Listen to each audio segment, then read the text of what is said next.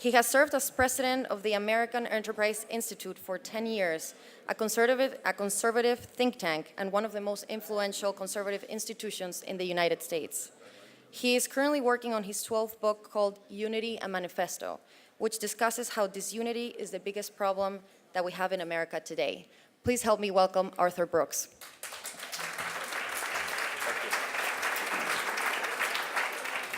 Thank you, ladies and gentlemen. What an honor it is to be here. The main reason that I'm thrilled to be here is that I have studied entrepreneurship for decades, and Babson College is the finest institution for teaching entrepreneurship in the world. You already knew that, of course. This is a subject that I've studied for a long time. I've written books and columns about the subject, and let me tell you the most interesting thing about studying entrepreneurship is talking to entrepreneurs. One of the things I like to do when I get to know somebody, like the people on the stage right before me, is to ask them to tell me their stories of success in their own words. There's nothing more inspirational than that. How did you start? What happened next? What was hard? What was easy? And these stories, they inspire me. They inspire me for my own life.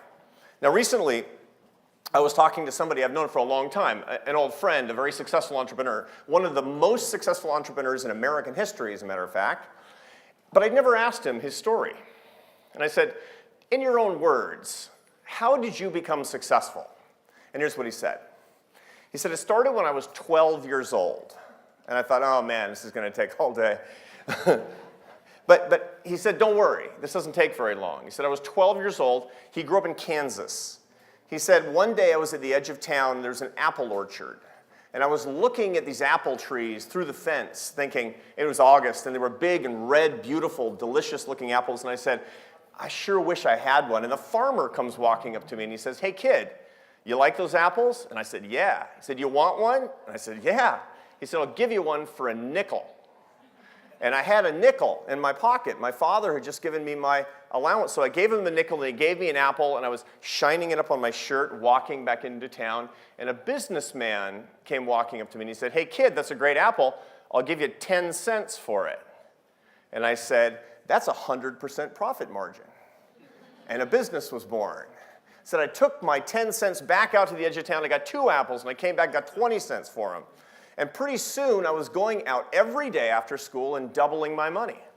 At the end of a month, I was taking my bicycle out there and coming back with a box of apples.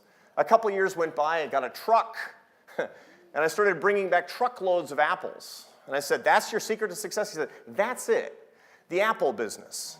I did that for week after week and month after month and year after year, and then my father died and left me $100 million.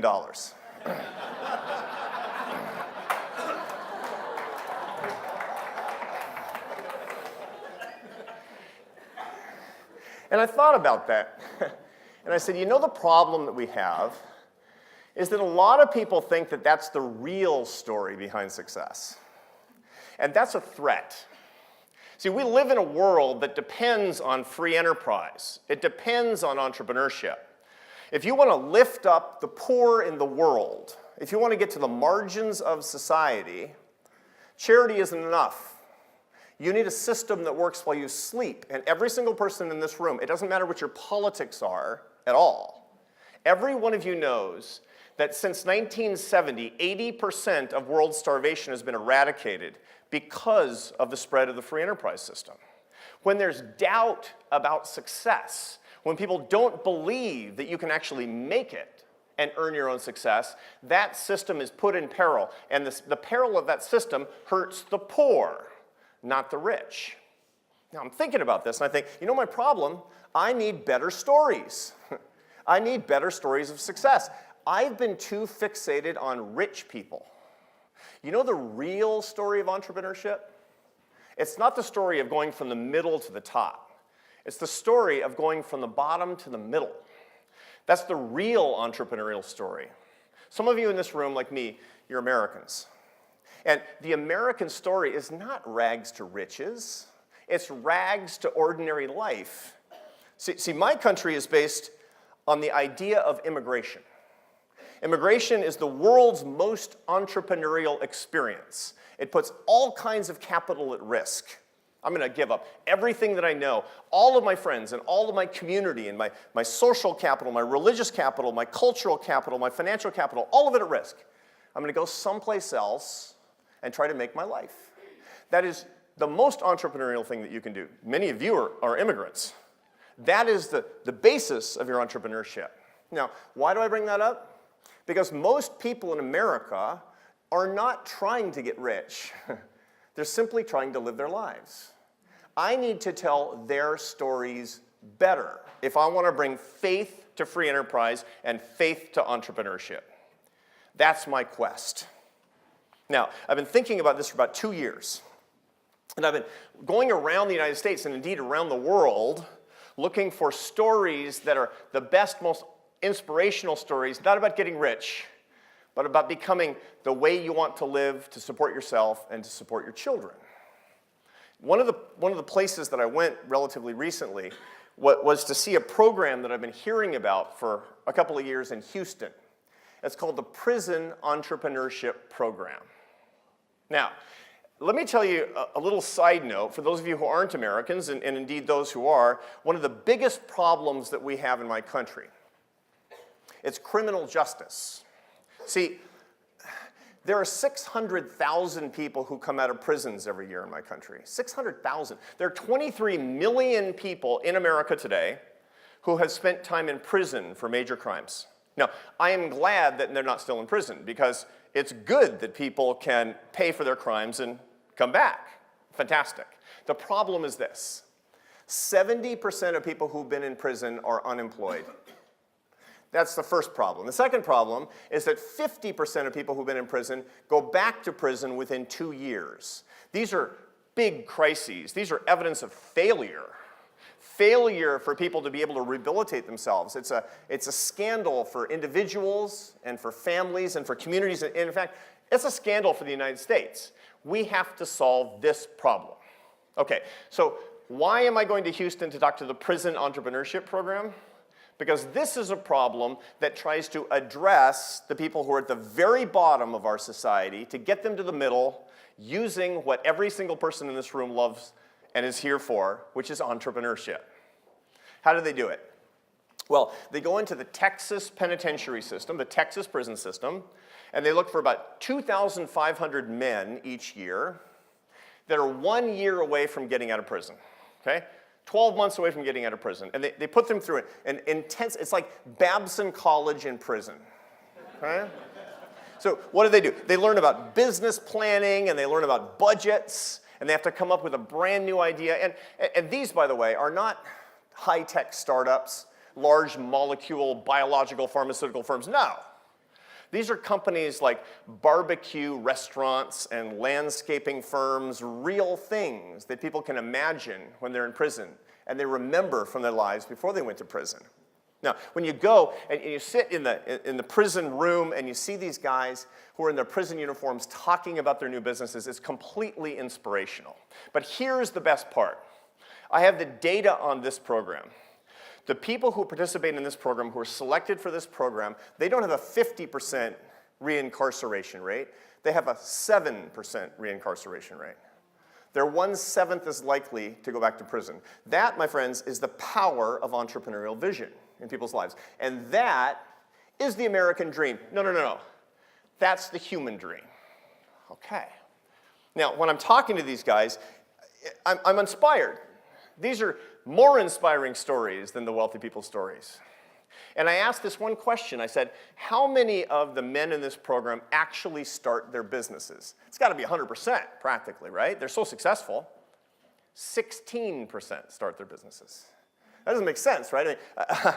This is disappointing to me in a way, because I was hoping to find that it was the startup businesses that was saving people's lives. And that was wrong. 84% don't start their businesses. What they do is they take their entrepreneurial skills into the labor force, and they work in jobs, and they are successful. Furthermore, they go back to their lives, and they get married, and they raise their children using their entrepreneurial skills. Here's the key insight that is an epiphany for me, as a matter of fact. I went to Houston to look at startup businesses, and what I found were startup lives.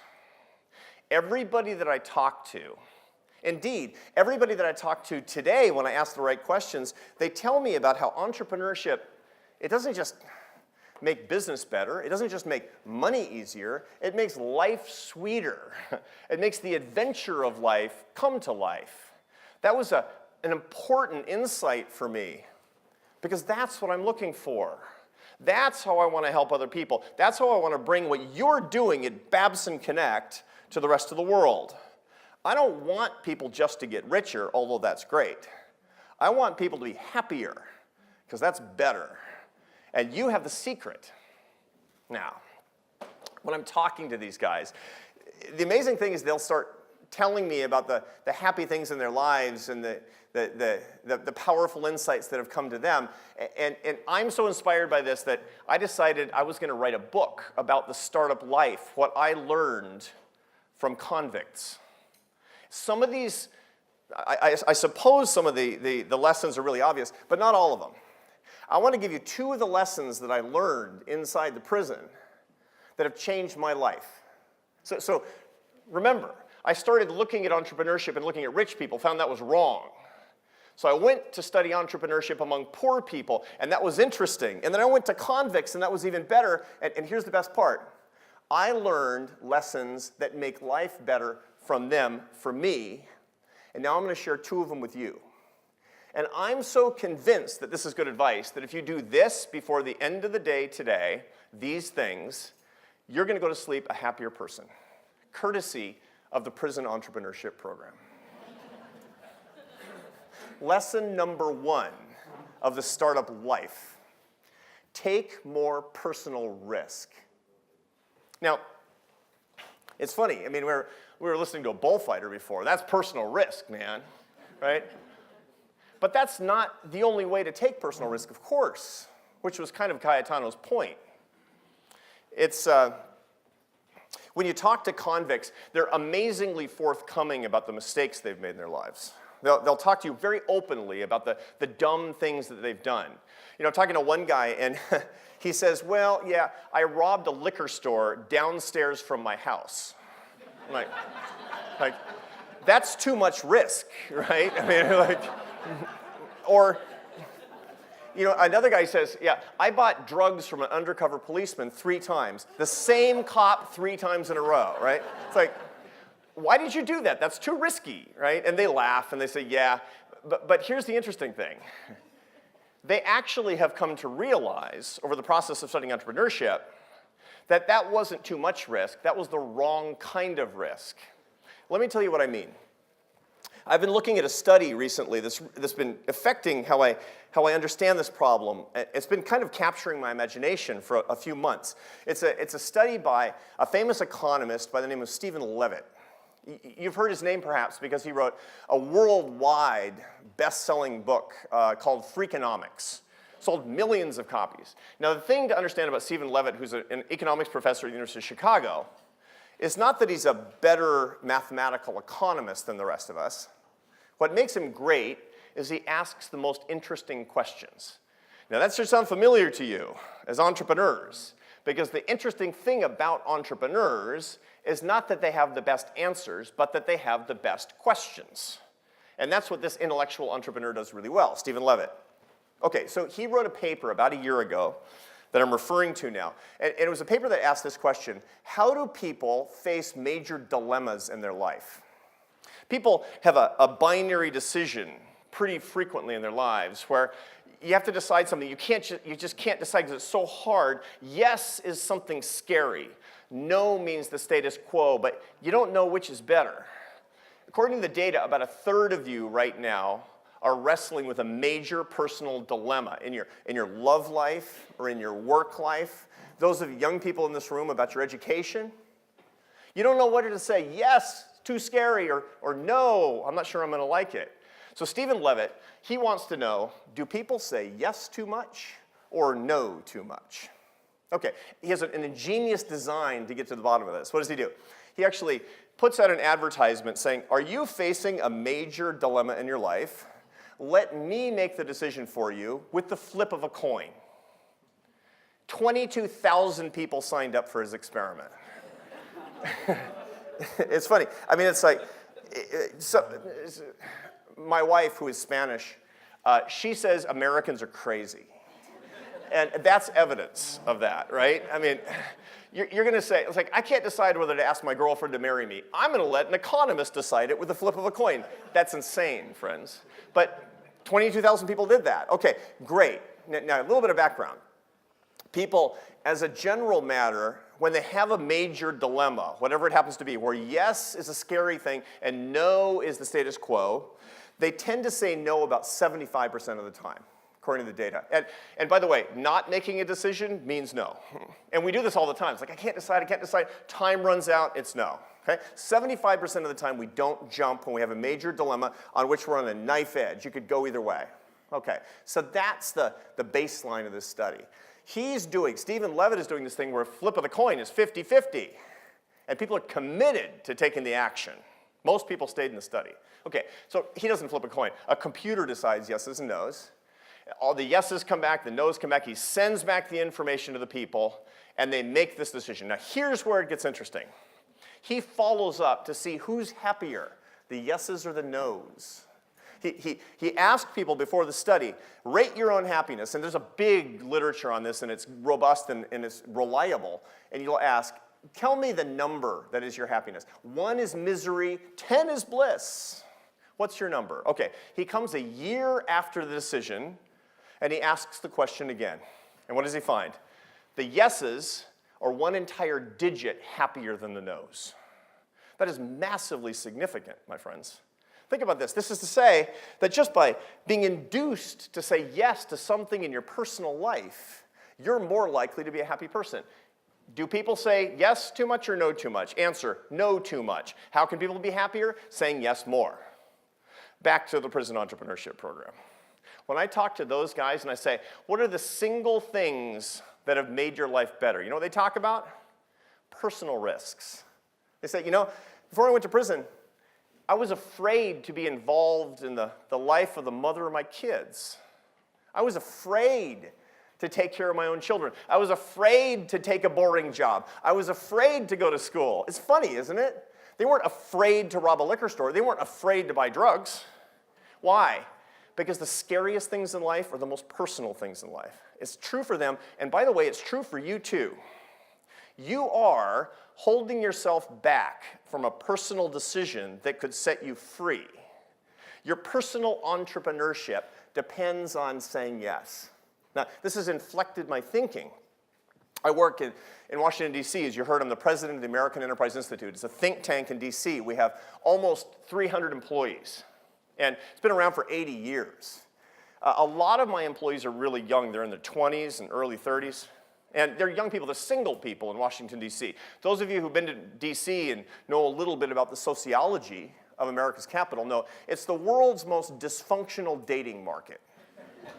Right? And so I'll talk to a lot of these young guys. I'll get to know them, I'll work closely with them, and I'll say, how are things going in your life? And they'll tell me a little bit, and I'll say, so are you still dating that girl? And they'll say, yeah. I say, how long have you been going out? And they'll say, 8 years or something. It's like, you've been dating for 8 years?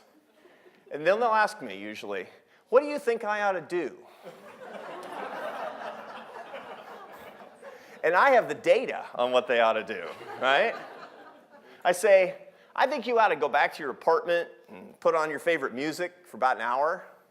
Then I think you ought to go over to her house and get down on one knee. Say yes to your decision and hope that she says yes to you. That's the life in life. So to all of you, what are you wrestling with personally?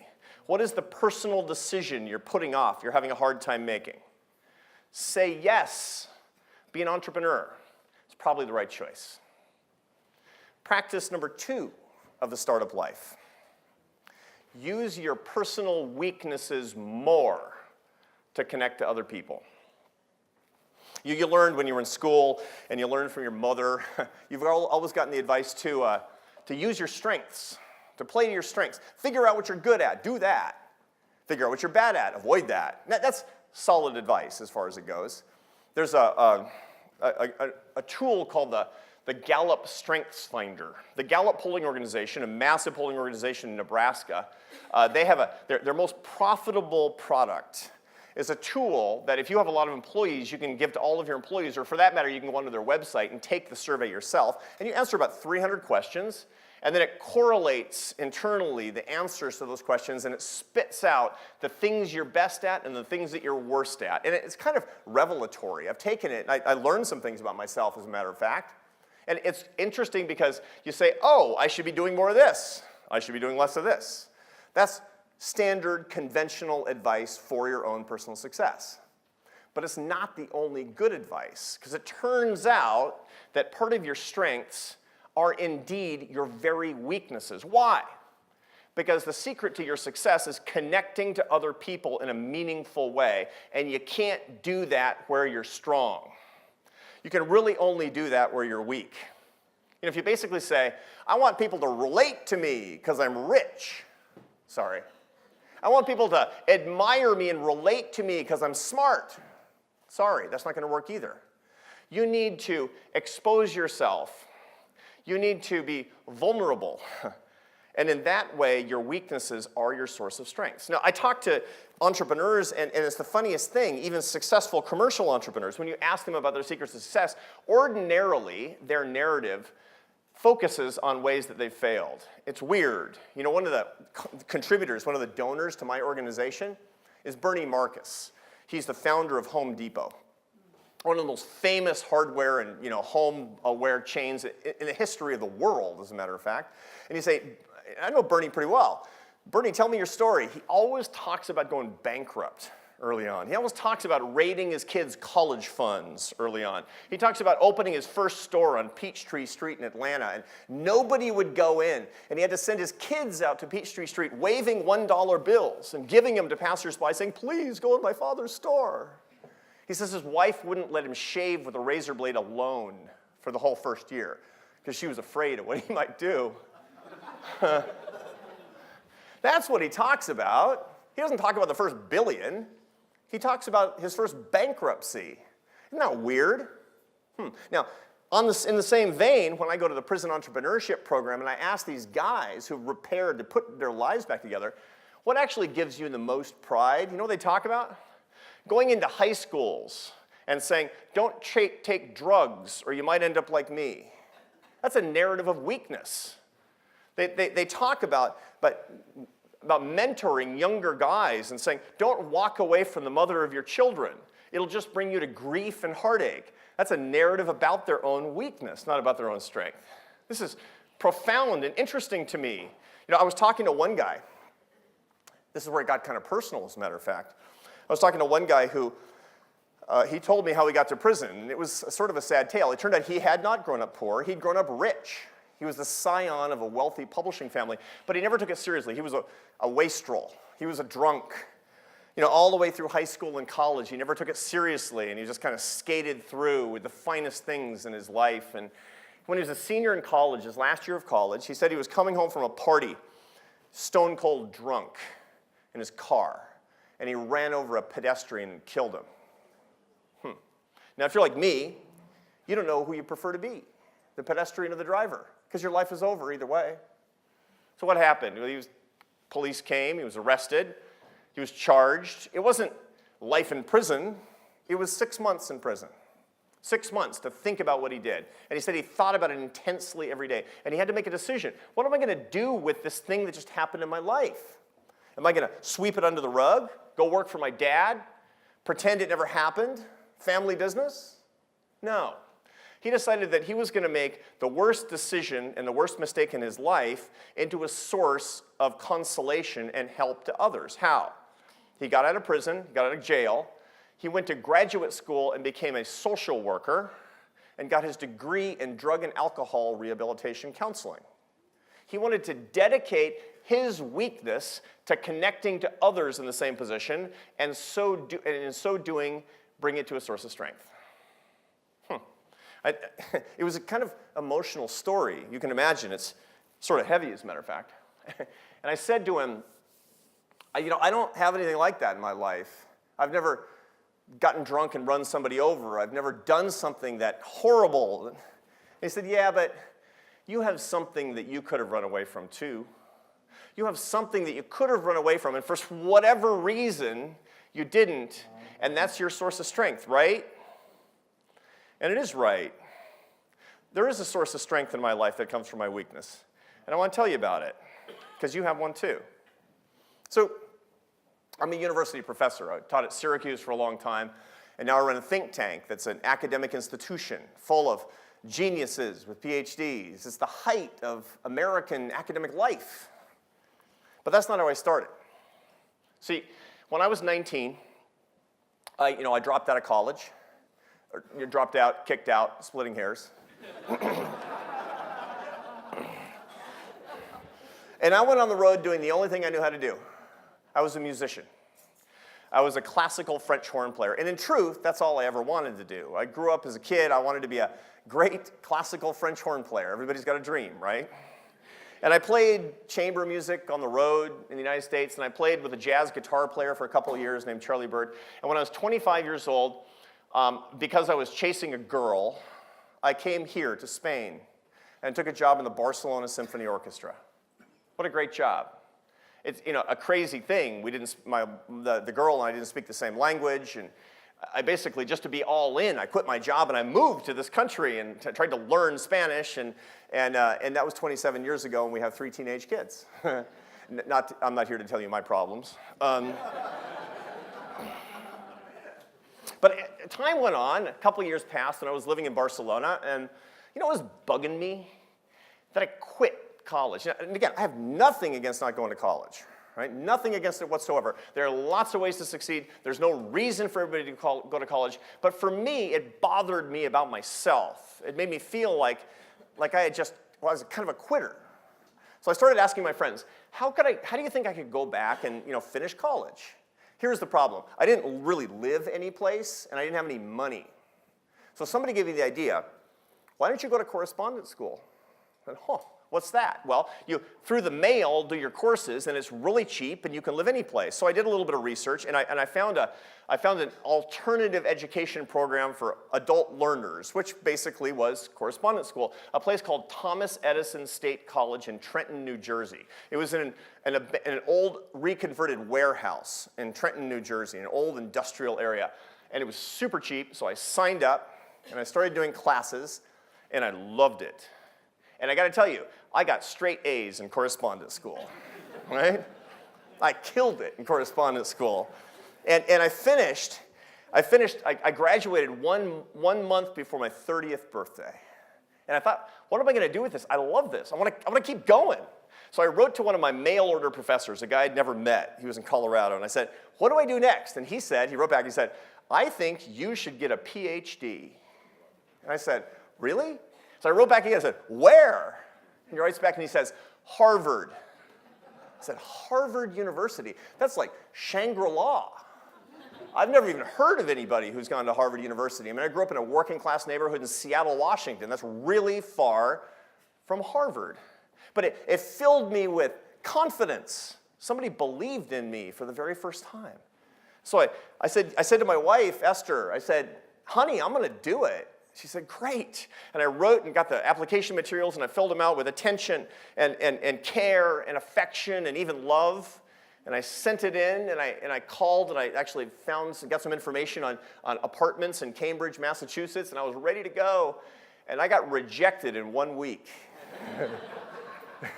It just comes back and it says no, right? It turns out that Harvard is not in the market for 30-year-old French horn playing, college dropout, correspondence school graduates. That's not their core demographic, right? So I was kind of crushed, but I was bewildered because this guy had said, you're going to go to Harvard, and then I didn't, and I didn't have any information because I didn't know anything about academia. So I said to Esther, I'm going to call him up and see how close I came. And she's like, you're an idiot. So, but I said, I gotta know. I mean, I can't go forward until I understand. And so I call up and I get this nice lady at Harvard University at the admissions office, and I say, I just got rejected from the PhD program in economics. She said, I'm sorry. And I said, no, it's fine. I just need to know, how close did I come? And she says, okay. And I hear her opening and closing filing cabinets. This is the 90s. And pulling papers in and out. And she comes back to the phone after a minute. She says, not close. Right? And now I'm panicked. I'm kind of in negotiation mode. And so I said, was I in the top half? And she says, no. And it was terrible, right? So I applied to a couple other schools and got rejected, and a couple more and got rejected. And finally, I found a PhD program that wasn't paying close attention, and they accepted me, right? And you know what? All of my fellow graduate students, they'd all gone to Harvard. And they would ask me, so where did you get your undergraduate degree? And I would say, university. It's like, change the subject, right? And then I got out. I finished my PhD, and I took my first teaching job. And then I traded up to a better school. I wound up at Syracuse University. And you know what? I didn't tell anybody about my undergraduate experience. It says, I didn't hide it. It says on my CV, Thomas Edison State College. Sounds legit, right? So nobody asked. I didn't mention it because I was ashamed. I was embarrassed by that. All my friends were big academic stars, and I had this relatively dubious academic background. Okay, so time goes on. Nothing happens. 2008, my life changes. I got hired to be the president of the American Enterprise Institute. In my field, that's a big deal. It's the most elite of the think tanks in America. And you know what? You know what I was afraid of? You know what I was thinking as I moved to Washington, D.C. to take this job? The Washington Post is going to find out I went to correspondence school, and they're going to expose me and embarrass my organization. And like, I have this set of donors and people on my board of trustees that I just admire so very much. And they're going to find out that I'm a patsy, that I'm a hack, that I'm a loser. And it's going to bring shame on my organization. So I just kept it super quiet, but I lived in fear. Okay. Year goes by. I hire this guy. I hire him to be a researcher on the economics of higher education. Why? Because higher education is all screwed up in America. It's a big problem. It's too expensive, and it's too much debt, and people don't finish. Poor people are largely shut out of the best part of the experiences, and they don't have diversity of ideas. If you're a political conservative, you may as well not apply. That's not all right. That's a big problem for this industry. So I hired this guy. His name is Andrew Kelly. He has this perfect academic pedigree. He went to Dartmouth College, and then he got his PhD at UC Berkeley. He's the guy I always wanted to be. Now, we have complete academic freedom like Babson College at AEI. I don't tell anybody what to write about. They write about whatever they want. I just raise the money to support them. And I bring Andrew Kelly into my office on the first day, and I say, Andrew, what are you going to write about? What's your first big research expose going to be on? He said, I've always wanted to do a research expose on shady, fly-by-night correspondence schools.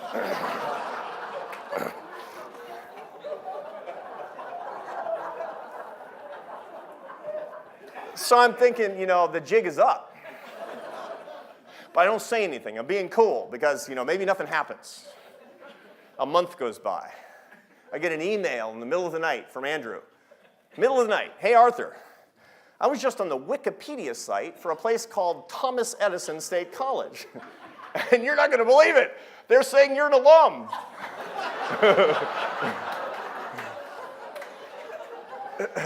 So, dude, you got to get that cleared up. Now I'm in trouble. There's no escape. It's out. I got outed by my own guy.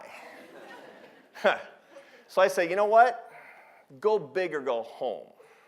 I decided to write about it in the New York Times. I wrote an article called My Cheap, Valuable College Degree, in which I explained that I got my entire bachelor's degree for $10,000, including the books, in today's dollars. By the way, that also included a sticker for my car, which I didn't put on my car because I was ashamed. and I published it, and I just watched the clock ticking until the expose came out. And it didn't happen. You know what happened instead? I started hearing from people who said, I went there too. Thank you for writing that article. and I got I got hundreds of responses. And I got this one email from a lady, and she says, my son is 31, and 10 years ago he dropped out of college, and he's really struggling. And I showed him your article, and I think he's going to sign up at Thomas Edison.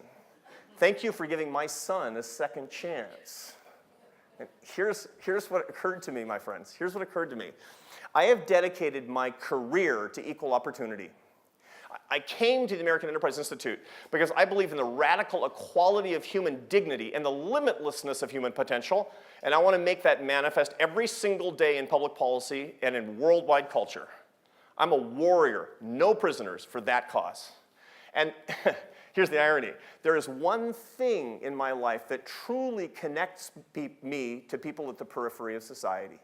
There's one thing that makes me one of the marginalized in our communities, and that's my education. And that is the one thing I've been running away from for 20 years. And I'm not such a courageous guy. I didn't suddenly have this epiphany, I need to connect to other people by talking about this weakness. No. I got outed by a guy I had hired, and I had no choice. Got me thinking, what could I do to out myself more to connect to other people, right? What can you do to connect yourself more to other people? That, my friends, is the true source of your strength, because strength comes from connection with people. That's the whole world in a nutshell. And your greatness and your fame and your power and your money don't connect you to other people. It's your vulnerability. It is your weakness. Find it and connect, and you'll see true power, the kind of power that really matters. Okay, so let's sum up. Let's sum up before we eat lunch. You know, I wish that years ago I had known that the secret to entrepreneurship is not the startup business, but the startup life. And I wish I knew that the model of the startup life is not the wealthy person's story, but the ordinary person's story who takes the chances. But now that I know that, I know the two big secrets that connects all of us to the people at the margins and give all of us a startup life and can give all of us more fulfilling, happier lives. Take more personal risk and use your weakness. And then, my friends, look for the startup lives around you to inspire you. I didn't finish my story, actually, about Thomas Edison. You know, one of the calls that I got after I published that article in the New York Times was actually the president of Thomas Edison State College. He calls me up and said, I had no idea that one of our graduates was president of AEI. He said, are you incarcerated? And I said, no. And he said, great. I would like you to be our commencement speaker. Really? What is the commencement for a correspondence school? Is it like, it's like 8 guys around a table? I don't know. But of course I said yes, and I went up to Trenton, and it was at the Trenton hockey rink. And I walked in and there were 5,000 cheering people, not for me, for their family members. And there were hundreds of people that day getting their diplomas, each one of them crossing the stage. They had only enough time to say their name and one thing about their life. And I sat there in the front row, you know, I was wearing my camping gown like an academic and watching these people. And they were the first generation to go to college. Most of them had grown up poor. A third of them were active military. These were startup lives. And I thought to myself, I am so proud to be part of that community. I am so proud that these are my people. I wouldn't have known it if I'd stayed with my strengths. So there's this one lady, and I just remember this distinctly. It was the one thing that I really remember from this. She's like 45. She had lines on her face. She'd really lived. And she got up to the mic, and she said her name, and then she said, for this moment, I want to thank my 5 kids and the living God. And I said, that's a startup life. That's the person I want to be. That's the person we should all aspire to be. The adventure in our life comes from those things. So for making that the case, for finding the startup lives, for remembering that the people in the margins are you when you are your best self, and for spreading that message so that we can save the system that can lift up the world for the next generation, for being part of this community that's dedicated to those values, and for being here today. God bless you, and thank you.